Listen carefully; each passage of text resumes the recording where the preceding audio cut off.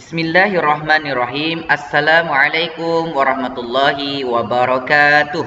Bersama dengan Ustaz Juan dalam subjek akhlak tahun 4. Pada kali ini kita akan mengulang kaji pelajaran yang ketujuh, iaitu berdikari, muka surat 70 dan 73. Okey, mari kita lihat pengertian berdikari. Apa dia pengertian berdikari? Berdikari atau berdiri di atas kaki sendiri bermaksud tidak mengharapkan pertolongan dan tenaga orang lain untuk mendapatkan sesuatu keperluan bagi dirinya. Kita melakukan suatu pekerjaan atau perbuatan itu tidak mengharapkan pertolongan orang lain. Kita buat sendiri. Okey? Seterusnya, seseorang yang berdikari sentiasa berusaha dan bekerja untuk mendapat rezeki yang halal dengan tidak bergantung harap kepada orang lain. Berdikari ialah satu sifat yang mulia dan terpuji. Mereka yang berdikari dapat menyempurnakan sesuatu pekerjaan hasil usaha gigihnya sendiri. Okey, sebagai contoh, kita sebagai murid-murid ataupun pelajar, kita datang ke sekolah, adakah kita memerlukan ibu bapa untuk menemani kita di sekolah? Tidak, kita berdikari. Contohnya berada di sekolah lah, kita berdikari sendiri. Kita bergaul dengan kawan-kawan, kita belajar dengan guru, okay? Kita banyak bertanya. Itu adalah contoh berdikari. Seterusnya dalil daripada Al-Quran.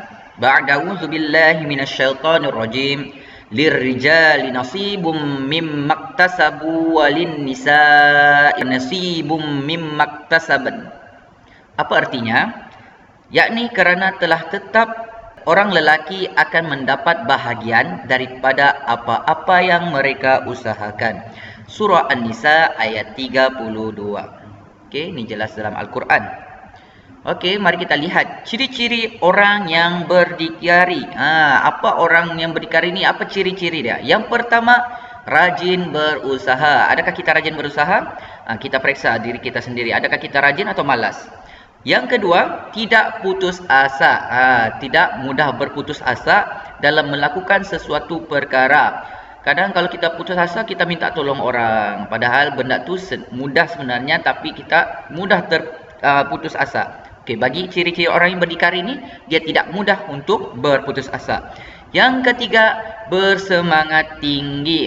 Sentiasa bersemangat. Kata orang sahabat, bersemangat untuk melakukan sesuatu perkara. Yang keempat, berani mencuba. Yang ini perlu belajar. Perlu belajarlah untuk berani mencuba ni. Kadang murid ni ataupun siapa-siapalah, dia akan kadang-kadang takut untuk melakukan sesuatu perkara itu selagi dia tidak mencuba.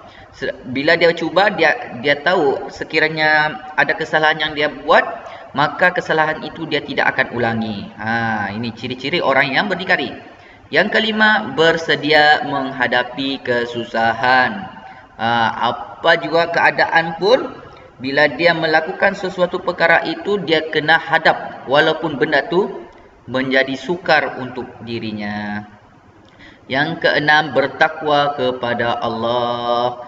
Bertakwa kepada Allah ni, bagi contoh yang mudah, solat. Kan, kita tidak perlu lagi ibu bapa untuk ingatkan kita tentang solat, guru-guru kita ingatkan tentang solat. Okey, kita tahu diri kita sendiri. Bila kita bertakwa kepada Allah ni, kita takut kepada Allah dan kita akan melakukan solat, baca Quran, berzikir, menghormati ibu bapa dan guru. Okey? Dan yang seterusnya, mari kita lihat pengajaran. Apa yang kita dapat daripada berdikari ini? Yang pertama, amalan berdikari dapat membantu meringankan beban keluarga.